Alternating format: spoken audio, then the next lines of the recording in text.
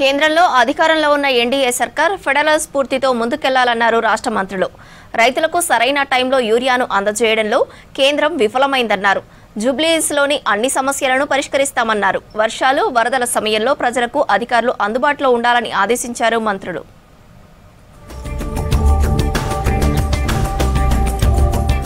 Rate rationalization పేరుతో రాష్ట్రాలకు revenue తగ్గే ప్రమాదం ఉందన్నారు డిప్యూటీ సీఎం భట్టి విక్రమార్క.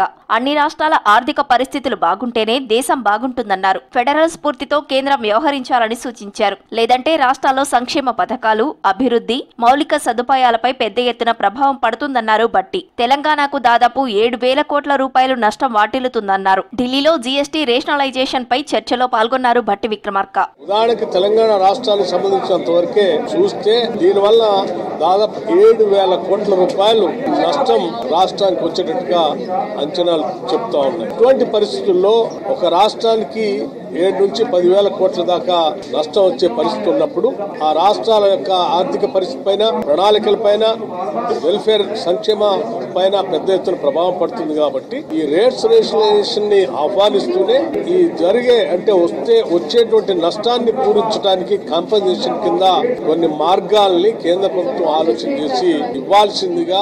రాష్ట్రంలో యూరియా కష్టాలు తీరుతున్నాయని చెప్పారు వ్యవసాయ శాఖ మంత్రి తుమ్మల నాగేశ్వరరావు. 2 రోజుల్లో రాష్ట్రానికి 21,325 మెట్రిక్ టన్నుల యూరియా వస్తుందని చెప్పారు. గద్వాల, పెద్దపల్లి, జగిత్యాల, వరంగల్, సనత్ నగర్, జడ్చర్ల, కరీంనగర్, పందిళ్లపల్లి, గజ్వేల్, మిర్యాలగూడ, నాగిరెడ్డిపల్లి రైతులకు యూరియా అందుబాటులో ఉండనుంది. అక్కడి నుంచి డిమాండ్ పరంగా జిల్లాలకు యూరియా పంపిణీ ఉంటుందన్నారు. సెప్టెంబర్ మొదటి వారంలోగా గంగవరం, దామ్రా, కరాయికల్ పోర్టుల నుంచి మరో 29,700 మెట్రిక్ టన్నుల యూరియా రానుందన్నారు మంత్రి.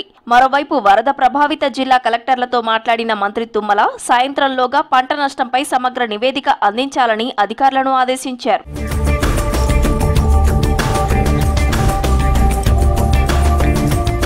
హైదరాబాద్ జూబ్లీహిల్స్ లోని అన్ని సమస్యలను పరిష్కరిస్తామని కార్మిక, మైనింగ్ శాఖల మంత్రి వివేక్ వెంకటస్వామి హామీ ఇచ్చారు. రహమత్ నగర్ లో గ్రేవీ యార్డ్ కావాలని అడుగుతున్నారని, ఈ విషయాన్ని సీఎం రేవంత్ రెడ్డి దృష్టికి తీసుకెళ్తామన్నారు. మైనార్టీల సంక్షేమం కోసం కాంగ్రెస్ పార్టీ పనిచేస్తోందన్నారు. రహమత్ నగర్ లో 20 కోట్ల అభివృద్ధి పనులకు నిధులను మంజూరు చేశామన్నారు. రహమత్ నగర్ లో జూబ్లీహిల్స్ బైపోల్ సన్నాహక సమావేశానికి హాజరయ్యారు మంత్రి వివేక్ వెంకటస్వామి.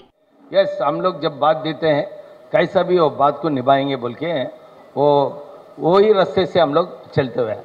ये जो इशू है कब्रिस्तान का, मैं ऑलरेडी मुख्यमंत्री से बात किया, क्योंकि मैं जब यहाँ इंचार्ज बना, यहाँ आए जब आप लोग सब यही इशू रेज करें और बाकी का इश्यूज भी अपना कॉरपोरेशन एरिया में बहुत हैदराबाद कॉरपोरेशन एरिया में फंड्स ज़्यादा अलॉट करने का ज़रूरत है और ये कब्रिस्तान का बहुत इंपॉर्टेंट इशू है. ఖమ్మం జిల్లా కూసుమంచి మండలంలో పర్యటించారు మంత్రి పొంగులేటి శ్రీనివాసరెడ్డి. పాలేరు జలాశయం వద్ద మినీ పవర్ ప్లాంట్ ను పరిశీలించారు. విద్యుత్ ఉత్పత్తి జరగకపోవడానికి కారణాలు తెలుసుకున్నారు. సమస్యలు పరిష్కరించి కరెంటు ఉత్పత్తి ప్రారంభించడానికి చర్యలు తీసుకోవాలని ఆదేశించారు మంత్రి పొంగులేటి. అత్యవసర పరిస్థితుల్లో నిమ్స్కు వస్తున్న పేషెంట్ల విషయంలో మరింత అప్రమత్తంగా వ్యవహరించాలని నిమ్స్ వైద్యాధికారులకు సూచించారు మంత్రి దామోదర రాజనరసింహ. వీలైనంత త్వరగా పేషెంట్లను అడ్మిట్ చేసుకుని ట్రీట్మెంట్ అందించాలని సూచించారు. ఎమర్జెన్సీ వార్డులో అవసరమైన చికిత్స అందించి సంబంధిత వార్డుకు పేషెంట్ ను షిఫ్ట్ చేయాలన్నారు. నిమ్స్ వైద్య సేవలపై డైరెక్టర్ బీరప్ప, ఇతర ఉన్నతాధికారులతో సమావేశం నిర్వహించారు మంత్రి దామోదర రాజనరసింహ.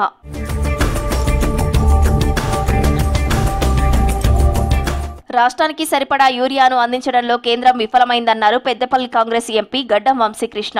రామగుండం ఎరువుల ఫ్యాక్టరీని సందర్శించామని, అందులో లోపాలను గుర్తించామన్నారు. అధికారుల నిర్లక్ష్యంతో ప్లాంట్లో సాంకేతిక లోపాలు తలెత్తుతున్నాయని ఇప్పటికే కేంద్ర మంత్రులకు చెప్పామన్నారు. ఫ్యాక్టరీలో జరిగే లోపాలపై సమగ్ర విచారణ జరిపించాలని డిమాండ్ చేశారు ఎంపీ వంశీకృష్ణ. దాదాపు 2 నెలల ముందే ఆర్ఎఫ్సిఎల్ విజిట్ పెట్టుకొని అక్కడ అధికారులతో మాట్లాడి ఇక్కడ అవుట్పుట్ ఏంది కథ అని చెప్పి దాదాపు 13 లక్షల టన్నులు ఏదైతే అవుట్పుట్ రావాల్సిందో ఆ ప్లాంట్ నుంచి కేవలము 9 లక్షల టన్నులు అవుట్పుట్ వస్తుండే. ఇప్పుడు మీరు చూస్తే సగం టైం అది షట్ డౌన్లో ఉన్నది. విజిట్ చేసినప్పుడు కూడా అధికారులను ఒకటే ఒక ప్రశ్న అడగడం జరిగింది, ఈ పైప్ లైన్లు ఏదైతే ఉన్నాయో లీకేజ్లు అయితే ఏంది పరిస్థితి, దీని సేఫ్టీ మెకానిజమ్స్ ఏవి, మీరు అందరు చూసినారు పైప్ లైన్ సమస్యలు వచ్చేసి మళ్ళీ ప్లాంట్ బంద్ చేయాలని చెప్పి ఇట్లా కంప్లీట్లీ నిర్లక్ష్యం చేసి ఆ ప్లాంట్ నడుస్తుందని చెప్పి దీని మీద కూడా కేంద్రంలో లెటర్లు పెట్టినాము.